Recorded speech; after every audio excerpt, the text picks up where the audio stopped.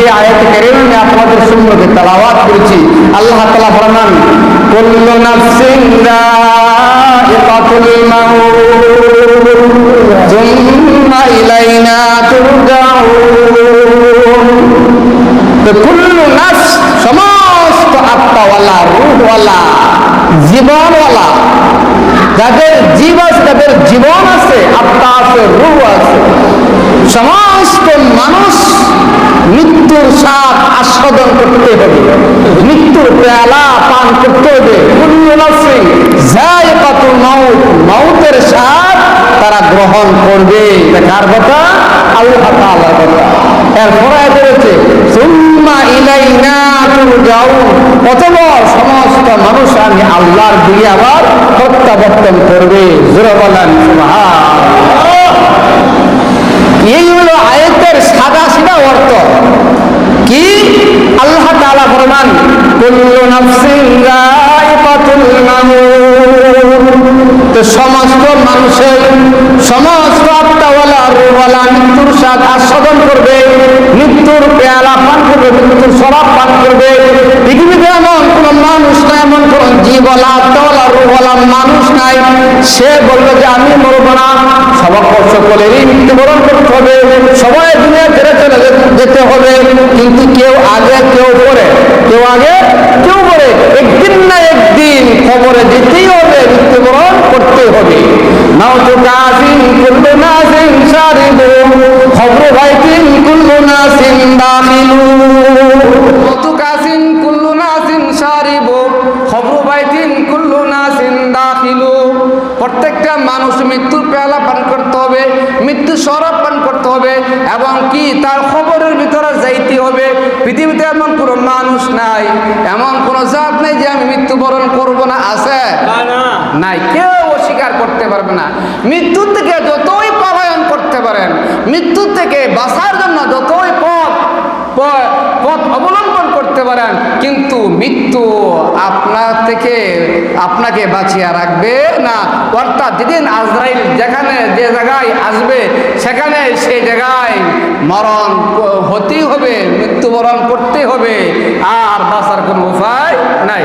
তবে মৃত্যুর কোনো যাওয়ার কোনো সিরিয়াল নাই। আমরা যে মৃত্যুবরণ করব এটার কোনো কি নাই, কোনো সিরিয়াল নাই। পৃথিবীতে মানুষ আসার একটা সিরিয়াল আছে, কিন্তু যাওয়ার কোনো সিরিয়াল নাই। আমি এই কথা অনেকবার বলেছি যে মানুষ আসে, একটা সিরিয়াল আছে। আমি আসার আগে আমার বাবা দুনিয়াতে আসছে, আমার বাবা আসার আগে আমার দাদা দুনিয়াতে আসছে, আমার দাদা দুনিয়াতে আসার আগে আমার পরদাদা দুনিয়াতে আসছে, কিন্তু যাওয়ার কোনো সিরিয়াল নাই। এমনকি বাবার আগে আমিও যেতে পারি, আমার আগে বাবাও যেতে পারে, আমার পরে আমার আগে আমার ছেলেও যেতে পারে। কি কোন আছে না এরকম? কিন্তু আমরা যারা অনেকেই ভাবি যে আমি তো এখনো যুবক, আমি কেন দাঁড়িয়ে রাখবো, আমি তো এখন যুবক, আমি কেন নামাজ পড়বো, আমি তো এখন যুবক, আমি কেন আল্লাহর হুকুম মানবো, আমি তো এখন যুবক, আমি কেন নামাজ রোজা আদায় করবো, কারণ আমার তেমন শক্তি সামর্থ্য রয়েছে, আমার তো মরণের বয়স হয়েছে না, দাঁড়িয়ে রাখার বয়স হয় নাই। এটা সব ভুয়া কথা এবং ভুল ধারণা। সমস্ত এই সমস্ত কথাবার্তা ভুল ধারণা। আরে ভাই, মরণ কার, কখন, কোন সময়, কোন অবস্থা আসবে এটা কেউ কি জানে? এটা কেউ জানে না। কারণ যখন মরণ আসবে তখন আপনার জন্য এক সেকেন্ডে, এক মিনিট কি এক সেকেন্ড সময়ও আর দেওয়া হবে না। ভাই, তুমি তো যুবক, বয়স হয় নাই, তোমার দাঁড়িয়ে রাখো নাই, নামাজ পড়ো নাই, রোজা রাখো নাই, যাকাত পালন করো নাই, তাহলে তোমার একটু সময় দেওয়া হলো, তুমি দাঁড়িয়ে রাখো, নামাজ পড়ো, রোজা রাখো, বিবাহ করো, নাতি হোক, বিবাহ দেও, আবার করাও। আজরাইল আইসা কি কথা বলবে? আপনি যদি বলেন আজরাইল, আরে আমি তো যুবক, আমরা তুমি এখন কেনে নিয়ে যাইতেছ, আমার এখন মাইরেও না, আমাকে এখন মরণ দেও না, আমার একটু সময় দাও, আজরাইল কি কথা মানবে আমাদের? না। আরে আমরা কি আমলদার, কি ইমানদার, কি মুসলমান দাবি করি? যারা পয়গম্বর, জবরদস্তি একজন আল্লাহ দলিল কদর যে পয়গম্বর হযরত সুলাইমান আলাইহিস সালাতু ওয়াস সালাম একজন পৃথিবীর বাদশা ছিলেন। কবির ভাষায় কবি বলছে, বা সুলাইমান তাদে মুলক সরওয়ারি সদমতি ও খাতেমুল দেওয়া পড়ি। হযরত সুলাইমান আলাইহিস সালাতু ওয়াস সালাম মুক্তির আংটি ছিল। এই আংটি দিয়ে যা ইচ্ছে তিনি তাই করতেন, বাতাস চালাইতেন, জিন চালাইতেন, সব কিছু চালাইতেন শুধু একটা মতির আংটি দিয়ে। তিনি পৃথিবীর বাদশা ছিলেন। হযরত সুলাইমান আলাইহিস সালাতু ওয়াস সালাম যখন বাইতুল মাকদাস নির্মাণ করতেছেন, এই মুহূর্তে আল্লাহ তাআলার পক্ষ থেকে আল্লাহ তাআলা পাঠিয়ে দিলেন আজরাইলকে, হে আজরাইল তুমি যাও ওই সুলাইমানকে তার জান কবজ করে আনো। আমার নবী সুলাইমানের জানটা কবজ করে আনো। তখন আজরাইল গেছে, গিয়া দেখে জিন্নাতের দ্বারা তিনি বাইতুল মুকাদ্দাস নির্মাণ করতেছে।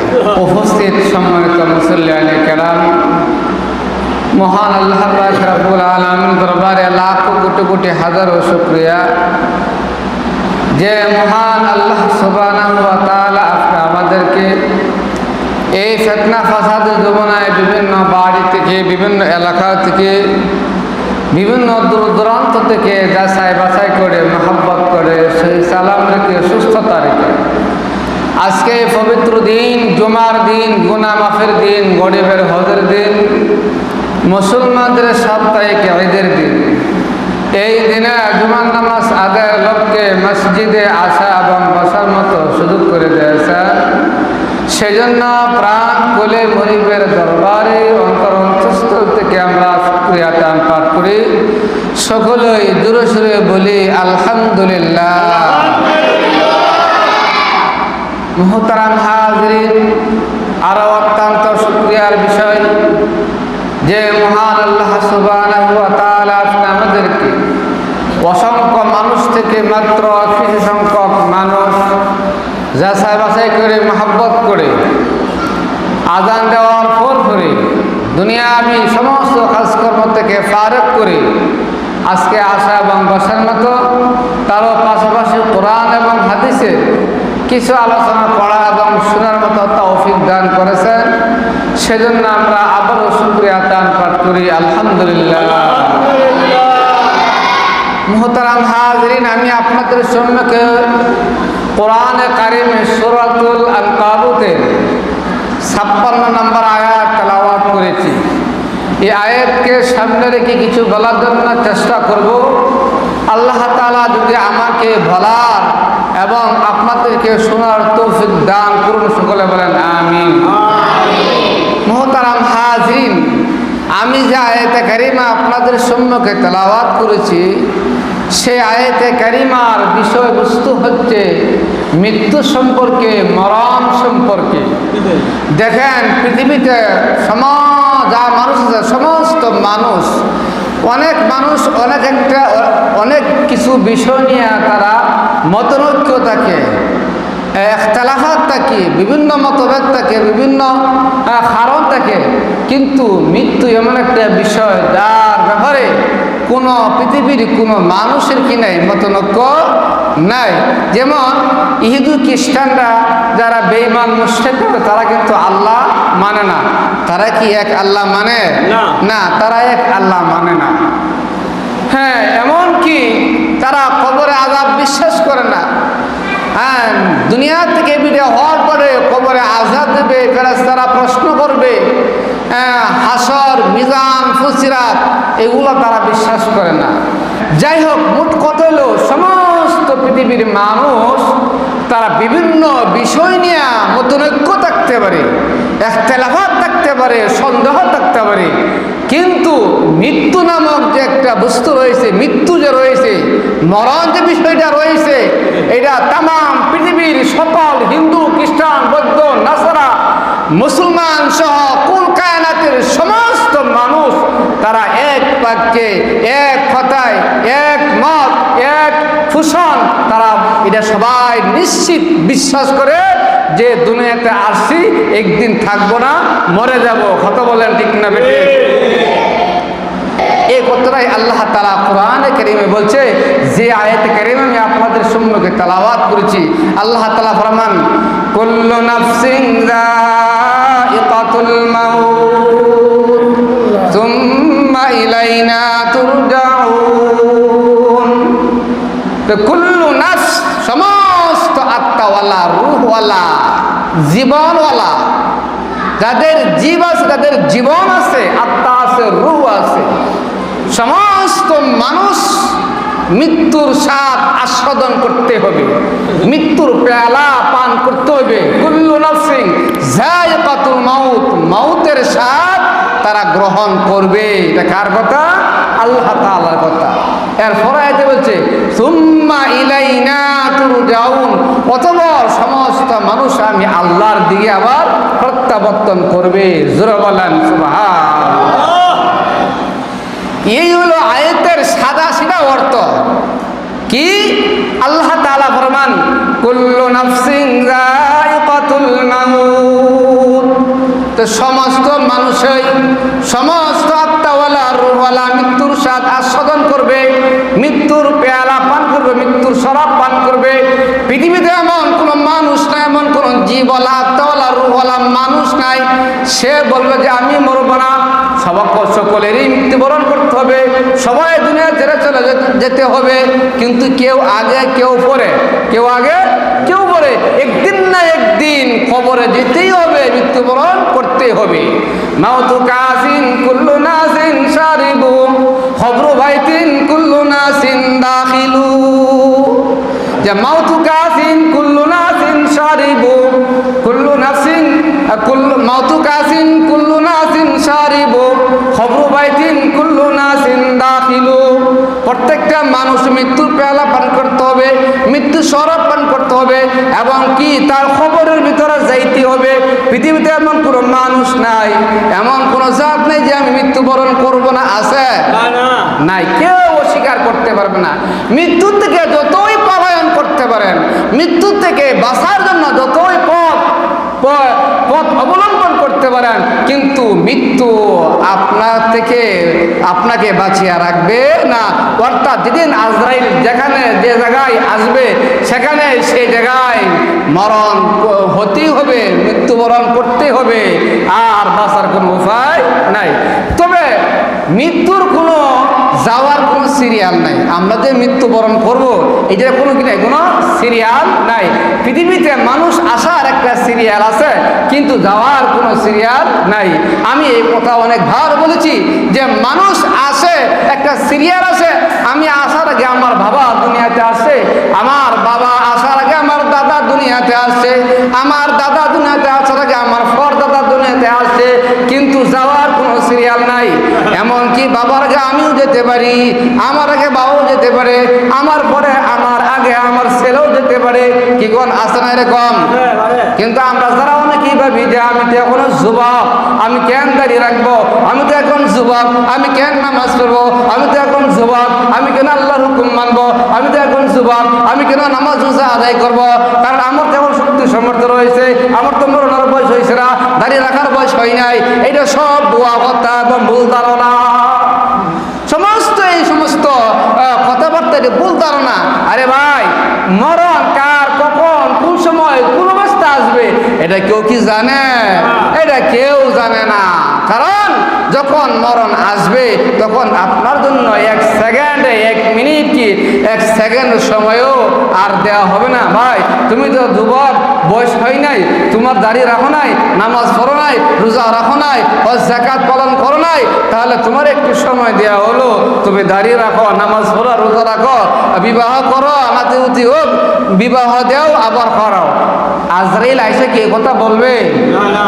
আপনি যদি বলেন আজরাইল, আরে আমি তো যুবক, আমরা তুমি এখন কেনে নিয়ে যাইতেছ, আমার এখন মাইরেও না, আমাকে এখন মরণ দেও না, আমার একটু সময় দাও। আজরাইল কি কথা মানবে আমাদের? না।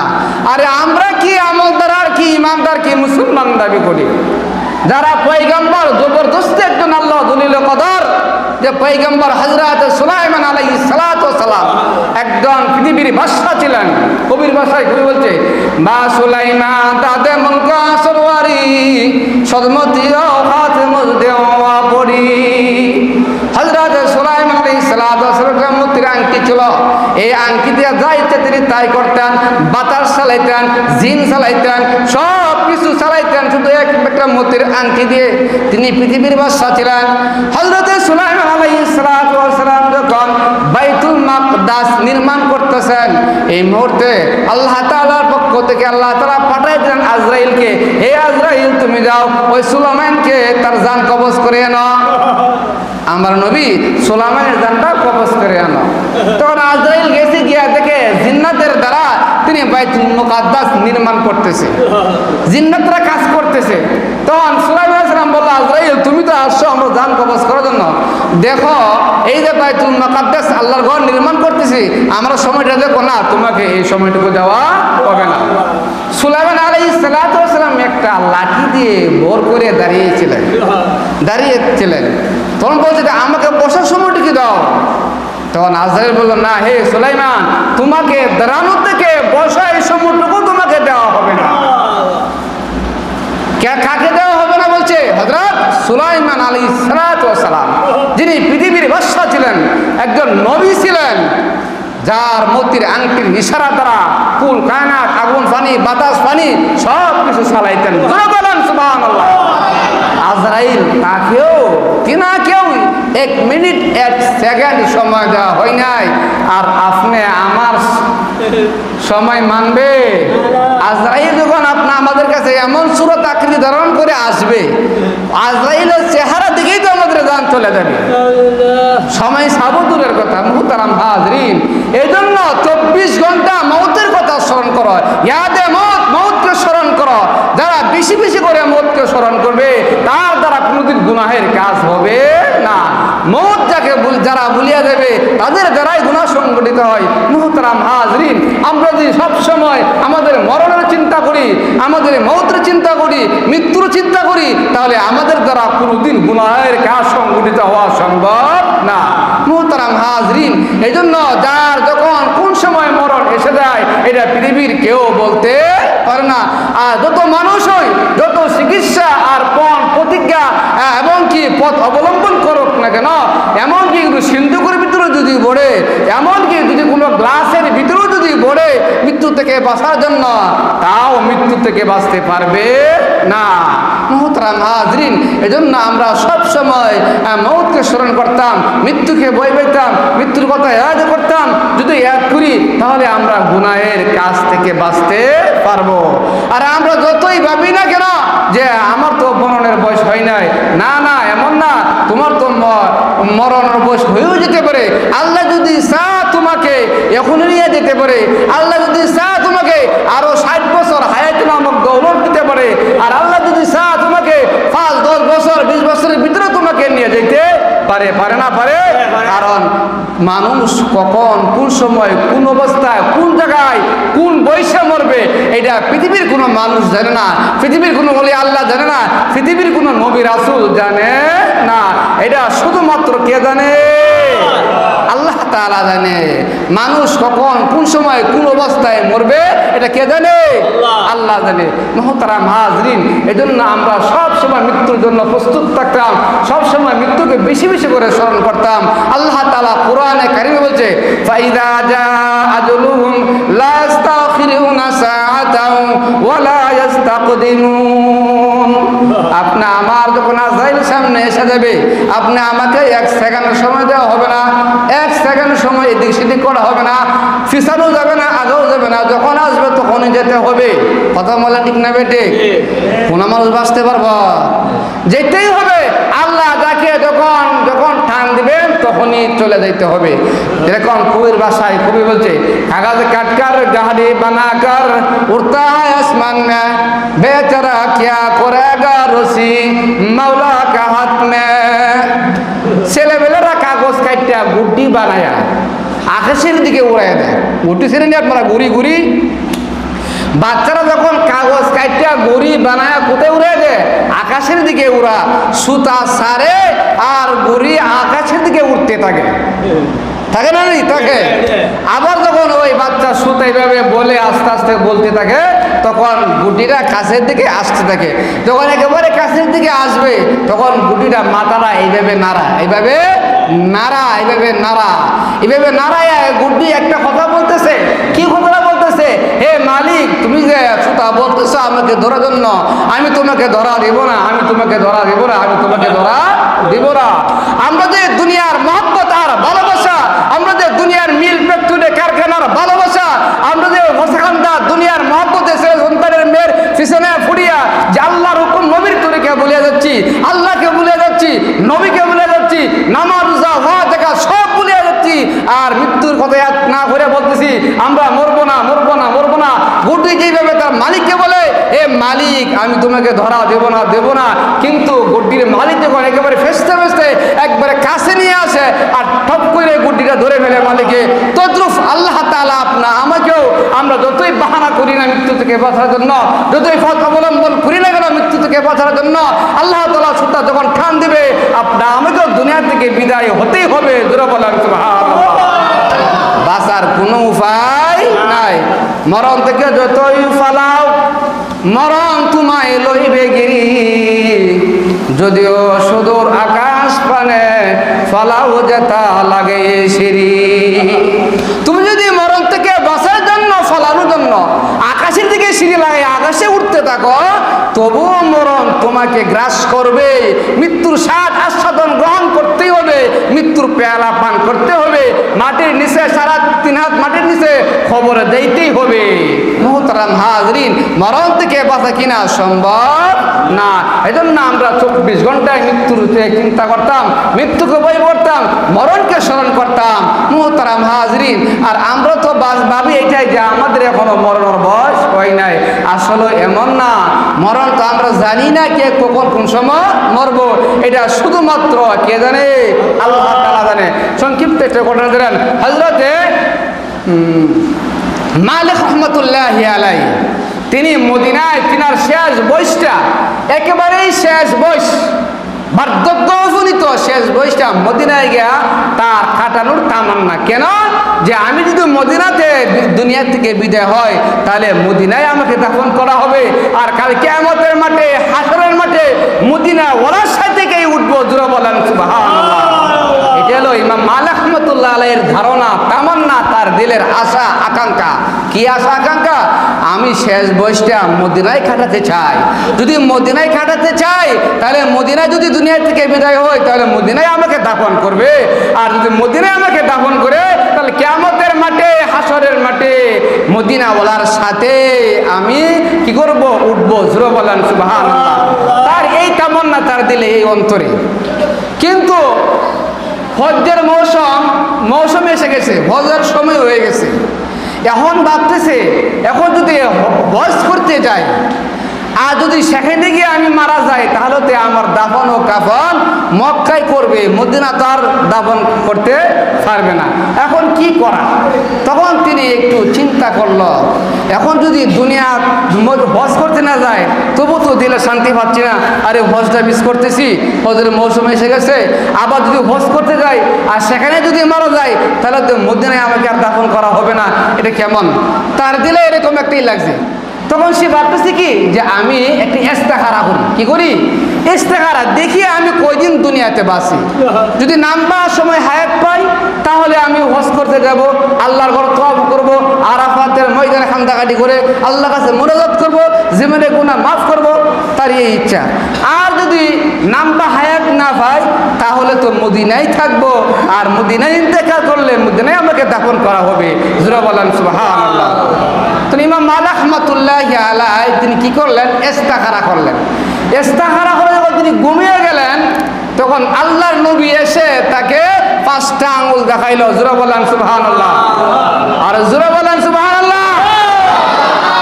ইমাম মালিক রহমাতুল্লাহ আলাইহি ইস্তেখারার নামাজ পড়ে আদায় করে নিয়ম অনুযায়ী ঘুমিয়ে গেলেন, আর স্বপ্নে দেখলেন আল্লাহর নবী আয়েশা তাকে 5 আঙ্গুল দেখাইলো। কয় আঙ্গুল?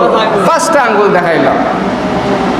হযরত ইমাম মালিক রহমাতুল্লাহি আলাইহি তিনি 5 আঙ্গুল দেখার পরে ঘুম থেকে উঠে তার খাদেমকে বলতে লাগলো, হে খাদেম, আমি ইস্তেখারা করে ঘুমিয়ে গিয়েছিলাম, আমি স্বপ্নে দেখলাম আল্লাহর নবী আমাকে 5টা আঙ্গুল দেখাইছে, তুমি যাও যে স্বপ্নের ব্যাখ্যার সম্রাট ইবনে সিরিনের কাছে যাও, ওই ইবনে সিরিনের কাছে গিয়া বলো যে একজন লোকে আল্লাহর নবীকে স্বপ্নে দেখছে যে আল্লাহর নবী থেকে 5 আঙ্গুল দেখাইছে। কয় আঙ্গুল দেখাইছে? 5 আঙ্গুল দেখাইছে, তুমি কে বলো, আর আমার নামটা বলিও না, আমার নামটা বলিও না। তো ইমাম মালিক রহমাতুল্লাহ আলাইহি খাদেম ওই ইবনে সিরিনের কাছে গেছে, আর ইবনে সিরিন ছিলেন একজন স্বপ্ন ব্যাখ্যার সম্রাট। কথা বুঝেননি? স্বপ্ন ব্যাখ্যার সম্রাট। তখন তার কাছে গিয়ে বলতেছে, ওগো ইবনে সিরিন, একজন লোকে স্বপ্ন দেখছে আল্লাহর নবীকে, আল্লাহর নবী তারে 5 আঙ্গুল দেখাইছে, হ্যাঁ, এরপরে তিনি চলে গেছেন, তার ঘুম ভাঙছে, এটা ব্যাখ্যা করেন, এটা কি করেন, ব্যাখ্যা করেন। ইবনে সিরিন বলল, নামটা বলো, কে দেখছে? তখন খাদেমে বলল, না, নামটা বলার জন্য উনি নিষেধ করছে, নাম বলা যাবে না। তখন ইবনে সিরিন বলল, নাম যদি না বলো তাহলে স্বপ্নের ব্যাখ্যাও বলা যাবে না। কথা বুঝতেছেন নি? স্বপ্নের ব্যাখ্যাও বলা যাবে না।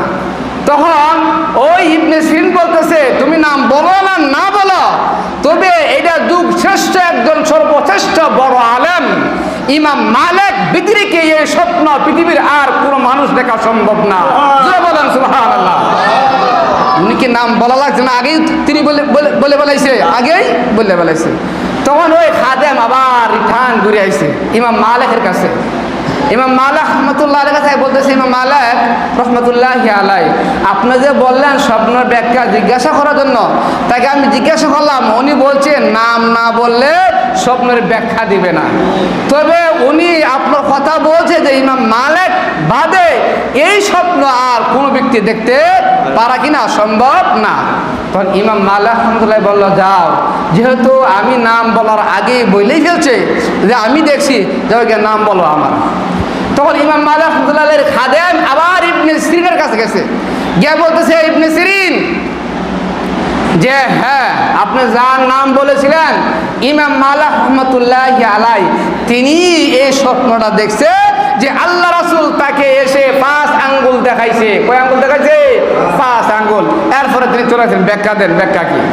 তখন এই ইবনে সিরিন এই স্বপ্নের ব্যাখ্যা দিল, হে খাদেম, ইমাম মালিক রহমতুল্লাহ আলাইহি, তুমি বলো যে 5টা বিষয়ের ইলম শুধুমাত্র কেবলমাত্র আল্লাহ ছাড়া পৃথিবীর কোন নবী রাসূল ওলি আল্লাহ কোন মানুষ জানতে পারে না। জোরে বলেন সুবহানাল্লাহ। যে 5টা বিষয়ে ইমাম মালিক জানতে চাচ্ছে, এই 5 বিষয়ের ইলম ইমাম মালিক জানতে পারবে না, কারণ কোনো মানুষ জানতে পারবে না, কোনো নবী রাসূল জানতে পারবে না, কোনো ওলি আল্লাহ জানতে পারবে না। এটা শুধুমাত্র একমাত্র কেবলমাত্র আল্লাহই বলা জানে। জোরে বলেন সুবহানাল্লাহ। কয়টা ইলম? 5টা ইলম, 5টা কথার ইলম। এটা পৃথিবীর কোনো মানুষ জানে না, পৃথিবীর কোনো নবী রাসূল জানে না, কোনো ওলি আল্লাহ গোস কুতুব জানে না। এটা শুধুমাত্র কে জানে? আল্লাহ জানে। 1 নম্বর কি? 1 নম্বর হলো কিয়ামত কখন হবে, এটা পৃথিবীর কেউ জানে না। কেউ জানে? শুনছেন? হ্যাঁ, এটা মাঝে মাঝে বুয়া একটা সংবাদ প্রচার করে। কিছুদিন আগে করোনার সময় বলছে কিয়ামত ঘটে যাবো, এর আগেও কিছু আলোচনা করছে কিয়ামত হয়ে যাবে। আসলে বুয়া এগুলা। কিয়ামত কখন কোন সময় হবে পৃথিবীর কোনো মানুষ জানে না, আল্লাহ বাদে। 2 নম্বরে বৃষ্টি কখন কোন জায়গায় হবে, এটা পৃথিবীর কোনো মানুষ জানে না। তবে আবহাওয়াতে যে সংবাদ দেয়, এটা বলে সম্ভবত সম্ভবত সম্ভবত সম্ভবত হতে পারে হতে পারে হতে পারে, আবার দেখা ঘুরে না বাতাসে উড়ে আর জায়গায় নিয়ে গেছে, এরকম বলে না? বলে বলে এটা পৃথিবীর কোনো মানুষ জানে না। 3 নম্বর হলো কোন মানুষ কোন জায়গায় কোন লোক বা খানা খাইব, তার খানা কোন জায়গায় আছে, এটা পৃথিবীর মানুষ কেউ জানে না। আমি কোন জায়গায় খাবো, দেখেন আমার বাড়ি ময়মনসিংহ, আপনাদের এলাকায় আজকে 14 বছর ধরে খাইতেছে, এটাকে আমি জানতাম যে আমি এখানে খাইতে হইব প্রতিটা ঘরে ঘরে? জানি না। তদ্রুপ প্রতিটা মানুষ জানে না, কোনো নবী রাসূল জানে না, কোনো ওলি আল্লাহ জানে না যে মানুষের লুকমা খানা কখন কোন সময় খাওয়ার করে খেতে হবে। অনেক ইতিহাস আছে, খানা খাবে, লুকমা রেডি, মুখ দিবে, এই মুহূর্তে খানা ছেড়ে দিয়ে চলে যেতে হচ্ছে, অন্য থেকে খাইতে হয়েছে। আছে না এরকম? বহু এরকম আছে। 4 নম্বর হলো কি, যে মায়ের গর্ভে ছেলে হবে না মেয়ে হবে, এটা পৃথিবীর কোনো মানুষ জানে না। তবে অনেকেই বলে কি গো, আলতা শুনো, আলতা শুরু করে জানা যায় না, না, এটা মিথ্যা কথা। আলতা শুরু করে কখন জানে? যখন আল্লাহ রেডি করে মায়ের গর্ভে ছেলে হোক আর মেয়ে হোক দিয়া দেয়, তখন আলতা শুরু করে জানা যে ছেলে আছে মায়ের গর্ভে, ঠিক না বেটে? কিন্তু এর আগে ছেলে হবে না মেয়ে হবে যদি জানতো, তাহলে 1 লোক 7 মেয়ের বাবা হইতো না, হইল না? আর 1 লোক 7 ছেলের বাবা হইতো না। কথা বলছেন নি? আগে ভালো দিত। জোরে বলেন নাউজুবিল্লাহ। কিন্তু এটা জানে না, কখন জানে? যখন জানে যে ছেলে হোক বা মেয়ে হোক মায়ের গর্ভে রেডি করে আল্লাহ তাআলা দিয়া দেয়, এরপরে আলতা শুরু করে জানে যে ছেলে বা মেয়ে আছে মায়ের গর্ভে। 5 নম্বরে হলো যে মরণ, যেটার আলোচনা আমি তখন করেছি যে মরণ, মৃত্যু কার, কখন, কোন সময়, কোন অবস্থা হবে পৃথিবীর কোনো মানুষ জানে না, কোন ওলি আল্লাহ জানে না, কোনো ফির বুজুর্গ জানে না, কোনো নবী রাসূল জানে না, শুধুমাত্র কেবলমাত্র আল্লাহ তাআলা জানে। জোরে বলেন সুবহানাল্লাহ। কয়টা কথা বললাম? 5টা। ইমাম মালিক জানতে চাচ্ছে যে আমি হায়াত যদি পাই, নাম্বা হায়াত, তাহলে মক্কা গিয়া হজ করবো, আর যদি না পাই তাহলে মদিনায় থাকবো, আর মদিনা মরলে মদিনায় আমাকে দাফন করা হবে, তাহলে কাল কিয়ামতের মাঠে, হাশরের মাঠে আল্লাহর নবীর সাথে তাহলে আমার কি করবো, কিয়ামতের মাঠে উঠবো। জোরে বলেন সুবহানাল্লাহ। তার দিলে এই তামান্না ছিল। আর জানতে চাচ্ছে যে আমি কখন মরবো, তখন আল্লাহর নবী তারা কয়টা আঙ্গুল দেখাইলো? ওই 5 আঙ্গুল। অর্থাৎ কি 5 আঙ্গুলের দ্বারা উদ্দেশ্য হইলো, ওই ইমাম মালিক তুমি যে 5টা বিষয়ে জানতে চাচ্ছ, তুমি মরবা কখন, কোন সময়, এটা পৃথিবীর কোনো মানুষ জানে না। মুহতারাম হাজরিন, 1 নম্বরে হলো কিয়ামত কখন হবে, এটা কেউ জানে না। 2 নম্বরে বৃষ্টি কখন কোন জায়গায় হবে, এটা কেউ জানে না। 3 নম্বরে মায়ের গর্ভে ছেলে না মেয়ে, এটা কেউ জানে না। 4 নম্বরে কে কোথায় খানা খাইবে, এটা কেউ জানে না। 5 নম্বরে কার মরণ কখন, কোন জায়গায়, কোন অবস্থায় হবে, এটা পৃথিবীর কোনো মানুষ জানে না। জানলে আর মরতো না নদীর পড়িয়া, জানলে আর মরতো না গাড়ি অ্যাক্সিডেন্ট করিয়া। কি কোন জানে কেউ? লইভুরের কিছুদিন আগে এক ব্যক্তি ওই ঢাকা যাচ্ছিল, নাসিরনগর ওই পাশে কি গো গাড়িতে অ্যাক্সিডেন্ট হয়ে মারা গেছে। এটা কি জানতো যে আমি গাড়িতে গেলে মারা যাইব? জানে না। মুহতারাম হাজির, এই 5টা কথা এলাম শুধুমাত্র কেবলমাত্র এটা আল্লাহই জানে, পৃথিবীর কোনো মানুষ জানে না। তদ্রুপ আমরা যেহেতু জানি না আমার মরণ কখন, কোন সময় হবে, তাহলে এই জন্য আমাদের 24 ঘন্টা মৃত্যুর প্রস্তুত থাকা, মৃত্যুকে ইয়াদ করা, মৃত্যুকে স্মরণ করা।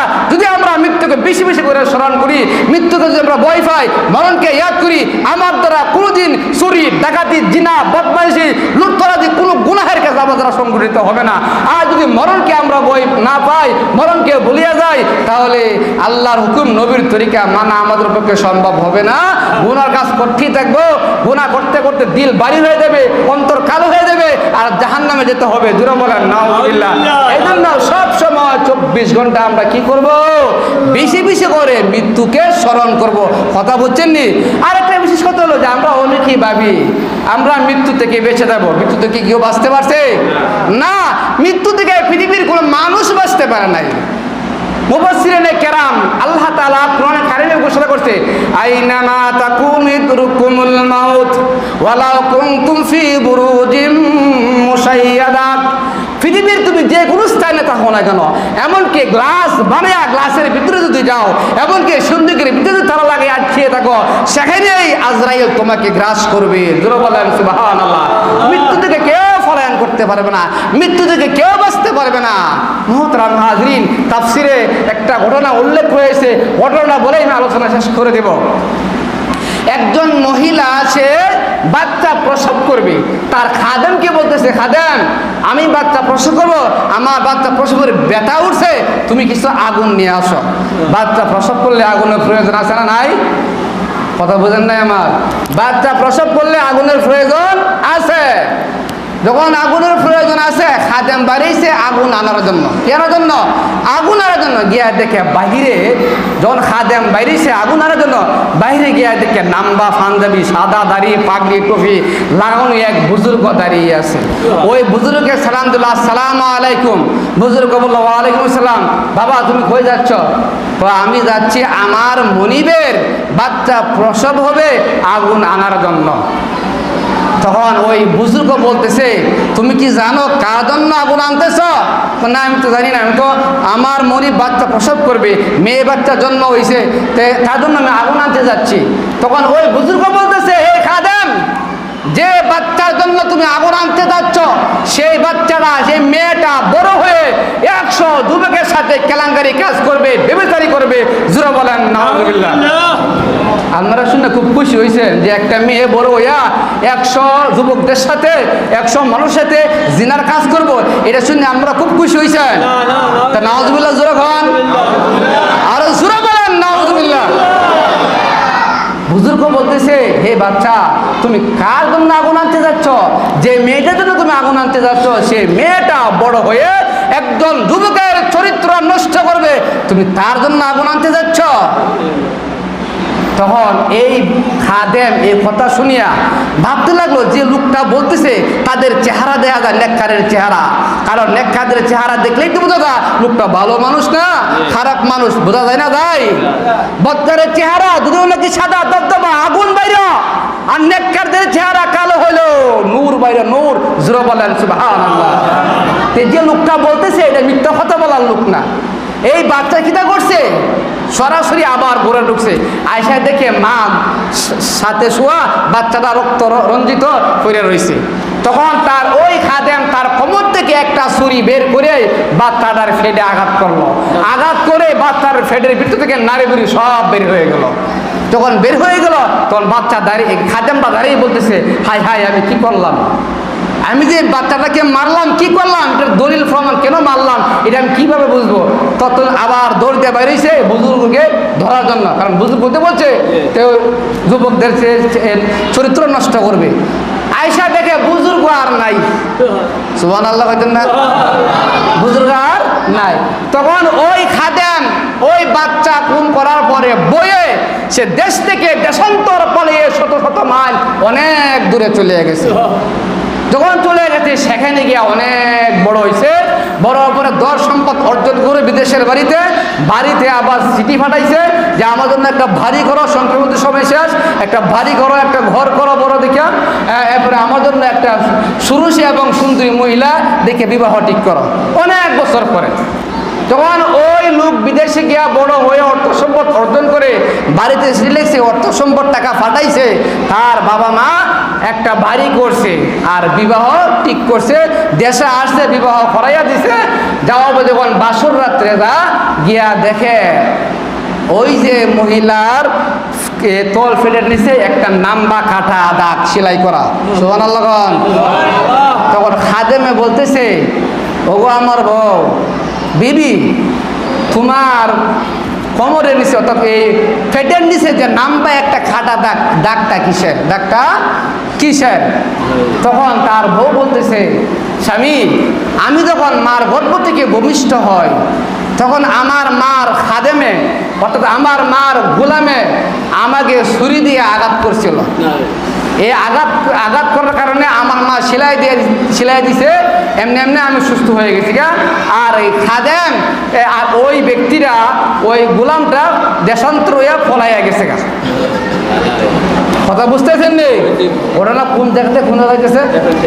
তখন খাদেম বলতেছে, ওই গোলাম বলতেছে, আচ্ছা তুমি যেহেতু সত্য কথা বলেই ফেলছ, তাহলে তোমার আমি একটা কথা জিজ্ঞাসা করবো, তুমি সঠিক উত্তর দেবে কিনা? অবশ্যই দেব। তোমাকে যে ব্যক্তিটা তোমার ফেটে ছুরি দিয়ে আঘাত করছে সে ব্যক্তিটা হলাম আমি, সুবহানাল্লাহ।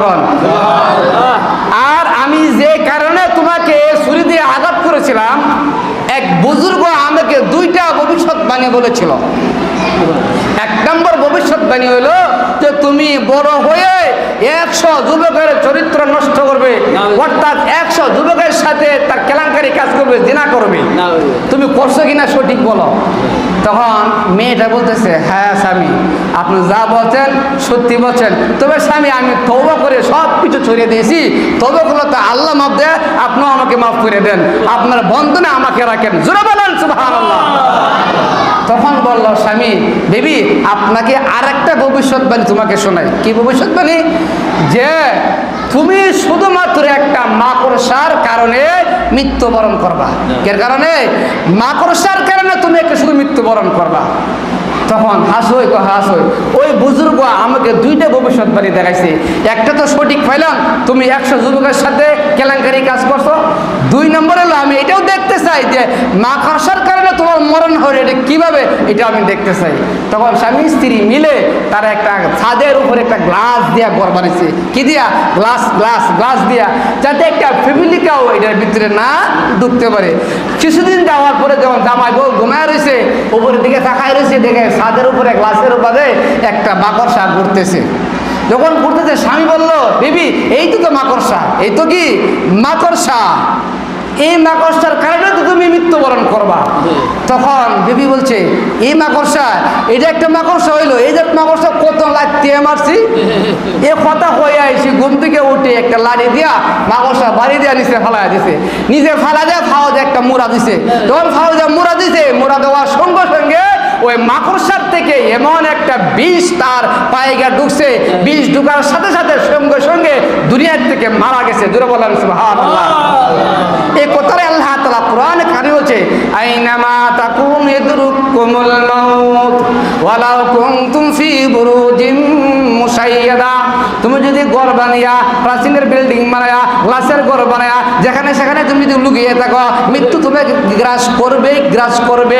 মৃত্যুর আস্বাদন গ্রহণ করতে হবে, মৃত্যুর পেলাপান করতে হবে। মৃত্যুতে কেউ বাঁচতে পারবে না। আমরা কি বাঁচতে পারবো? যদি নাকি আমরা বলি গটি না তো যে আমি মরবো না, মরবো না, মরবো না। গটির মানে যখন গটিকে সুতা টান দিয়ে টপ করে ধরে, কিন্তু আল্লাহ তাআলা যখন আপনি আমাকে টান দিবে, যেখানে যে অবস্থায় টান দিবে, সেখানে সে অবস্থায় দুনিয়ার থেকে মরতে হবে, যেতে হবে, চলে যেতে হবে। মুহতারাম হাজিরিন, এজন্য আমরা সবসময় 24 ঘন্টা মৃত্যুকে স্মরণ করতাম, আল্লাহকে ভয় করতাম। যদি করি তাহলে গুনাহ থেকে বাঁচতে পারবো। আল্লাহ তাআলা আপনি আমাদের সকলকে মরণের ভয় বেশি বেশি করার তৌফিক দান করুক। সকলে বলেন আমিন। যারা সুন্নাত করেন তারা সুন্নাত করে নিয়েছে।